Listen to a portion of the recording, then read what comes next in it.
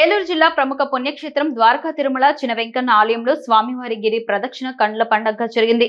మేళ తాళాలు, మంగళ వాయిద్యాలు, కోలాటాల నృత్యాలు, విచిత్ర వేషధారాల నడుమ గోవింద నామ స్మరణలతో శేషాచల కొండ మార్మోగింది. ముందుగా ఆలయ పాదుక మండపం వద్ద స్వామివారి ప్రచార రథానికి ఆలయ చైర్మన్ ఎస్వి సుధాకర్ రావు, ఆలయ ఈవో వేంద్ర త్రినాథరావు ప్రత్యేక పూజలు చేసి జెండా ఊపి రథాన్ని ప్రారంభించారు.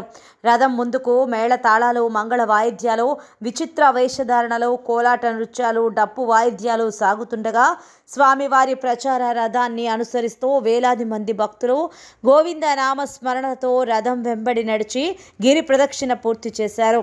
గిరి ప్రదక్షిణ కోసం శేషాచల కొండ చుట్టంతా సుమారు 7 కిలోమీటర్ల మార్గాన్ని ఏర్పాటు చేసి భక్తుల సౌకర్యం దానిపై ఎండుగడ్డిని పరిచారు. అదేవిధంగా మార్గ మధ్యంలో అక్కడక్కడ ప్రత్యేక స్టాళ్లను ఏర్పాటు చేసి పళ్ళు, పలహారాలు భక్తులకు అందించారు. గిరి ప్రదక్షిణ కార్యక్రమం ఆద్యంతం భక్తులు స్వామివారి నామస్మరణలతో తన్మయత్వంలో మునిగి తేలారు.